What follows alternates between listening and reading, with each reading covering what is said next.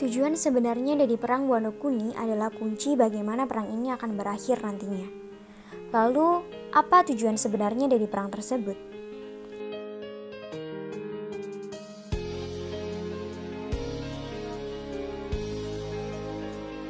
Selamat datang di Review Deloitte. Kali ini kita akan membahas apa tujuan utama dari perang Wano Kuni. Dengan begitu, kita dapat berspekulasi tentang sejarah Wano Kuni, bagaimana perang Wano Kuni ini berlangsung, dan bagaimana perang ini akan berakhir. Pertama, apa tujuan dari perang Wano Kuni ini? Seperti yang kita ketahui bersama, perang Wano Kuni bermula dari kisah sang legenda Kozuki Oden pada 20 tahun yang lalu, di saat Wano Kuni mulai dikuasai oleh Kaido dan Orochi. Kozuki Oden yang kembali dari petualangannya setelah mengarungi seluruh lautan mengetahui bahwa Wano Kuni sudah dikuasai oleh Kaido beserta Orochi dan menjadi tempat yang sangat mengerikan sekaligus sangat menyedihkan. Dari situlah gemuruh perang Wano Kuni mulai bergejolak. Peperangan antara anggota Kozuki Oden melawan Orochi beserta Kaido. Namun, sebenarnya Oden sudah sadar bahwa mengalahkan Orochi adalah hal yang sia-sia, karena musuh utama negeri Wano Kuni hanyalah Kaido. Karena kekalahannya, Oden beserta pasukannya dieksekusi. Pertempuran Wano Kuni berlanjut hingga masa sekarang. Pertempuran antara aliansi bajak laut suku Mings dan samurai melawan bajak laut Kaido. Namun perlu kalian ketahui, mengalahkan Kaido bukan merupakan tujuan sebenarnya dari pertempuran Wano Kuni. Tujuan utama pertempuran itu yang sebenarnya adalah keinginan yang dimiliki oleh Kozuki Oden itu sendiri. Tujuannya menguat setelah dia berhasil mengarungi seluruh lautan bersama Raja Bajak Laut Goldie Roger, mengetahui tentang One Piece, dan mengetahui sejarah dari negeri Wano Kuni. Tujuan yang ia katakan pada saat akhir hidupnya. Tujuan yang ia titipkan pada Nine Red Scabbard untuk diwujudkan 20 tahun yang akan datang. Tujuan Kozuki Oden dalam perang Wano adalah bukalah bordir negara Wano Kuni. Lalu, bagaimana dengan sejarah Wano Kuni itu sendiri? Sejarah Wano Kuni yang disampaikan Kozuki Oden saat eksekusinya adalah Wano Kuni dulunya merupakan negara yang terbuka dengan dunia luar. Namun harus menutup diri dan bersembunyi untuk terhindar dari kekuatan besar yang ada di luar sana. Apakah mungkin hanya itu saja? Lalu bagaimana wujud Wano Kuni yang dulunya terbuka? Bagaimana cara mereka mengisolasi diri dari dunia luar? Dan bagaimana bisa logo klan Kozuki ada di Zunisha? Eiichiro Oda seolah-olah telah memberi kita banyak potongan puzzle ceritanya.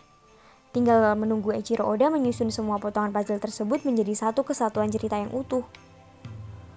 Namun bagaimana jika kita mencoba menyusun puzzle cerita tersebut? Ratusan tahun yang lalu, Wano Kuni dikenal sebagai negara emas. Dikenal memiliki sumber daya yang sangat melimpah.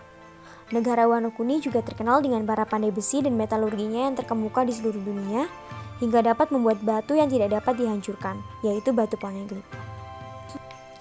Negara Wano Kuni juga terkenal dengan para pandai besi dan metalurginya yang terkemuka di seluruh dunia, hingga dapat membuat batu yang tidak dapat dihancurkan, yaitu batu poneglyph. Oleh sebab itu, kita dapat memahami mengapa mereka memilih untuk menutup bordir Wano Kuni dan menjadikannya negara yang terisolasi. Hal tersebut agar semua senjata dan sumber daya yang ada di Wano Kuni tidak jatuh ke tangan yang salah dan dipergunakan untuk menghancurkan dunia. Dan bagaimana mereka menutup bordir Wano Kuni? Kozuki Oden juga menjelaskan bahwa yang menutup bordir Wano Kuni adalah leluhur klan Kozuki. Bagaimanakah caranya?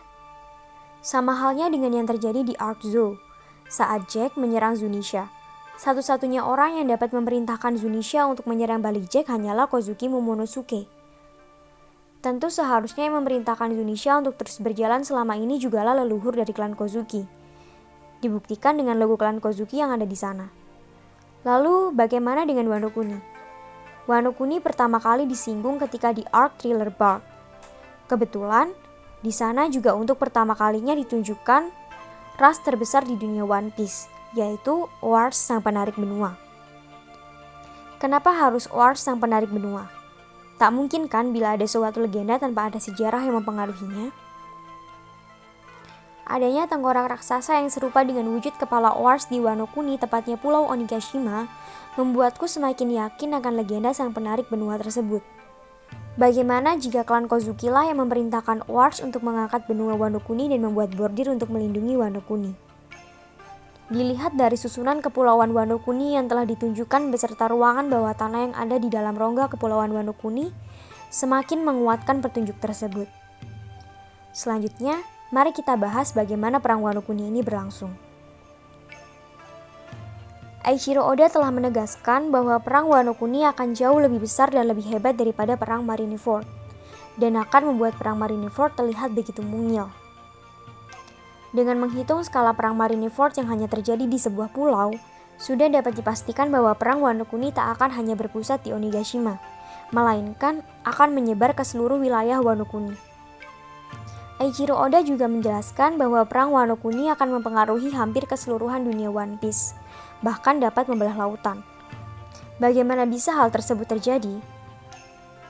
Pastinya pecahnya perang Wano Kuni dan hancurnya bordir Wano Kuni dapat mengguncang lautan luas dan tanah pun akan ikut bergetar karenanya. Lalu yang terakhir adalah bagaimana akhir dari perang Wano Kuni ini.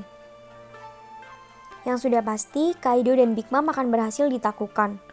Sudah pasti akan ada banyak korban dan karakter penting yang mati. Negara Wano Kuni telah menghancurkan kerangka Oars yang melindunginya selama ini. Ditemukan Poneglyph berserta Ryu Poneglyph di sana. Poneglyph yang berisi pesan dari leluhur Kozuki dan satu Ryu Poneglyph sebagai petunjuk untuk menuju Laugh Tale. Dengan begitu, semua puzzle saling berkaitan dan terhubung satu sama lain. Dari sejarah Wano Kuni, tujuan Wano Kuni, bagaimana perang Wano Kuni berlangsung, dan akhir dari perang Wano Kuni. Sehingga, langkah SHP menuju Laugh Tale telah tinggal selangkah lagi. Begitulah penjelasan dan pendapat dariku mengenai segala puzzle yang telah diberikan Eiichiro Oda. Tulis pendapat kalian tentang penjelasanku di kolom komentar di bawah. Atau mungkin kalian punya penjelasan lain, aku akan senang untuk mendengarkannya. Jangan lupa like jika kalian menyukainya dan subscribe untuk melihat video lainnya. Kalian juga dapat lihat karya-karyaku di Instagram @rdm_arti. Dan jika kalian suka, jangan lupa untuk di follow ya. Sekian dari review di Lut. Terima kasih.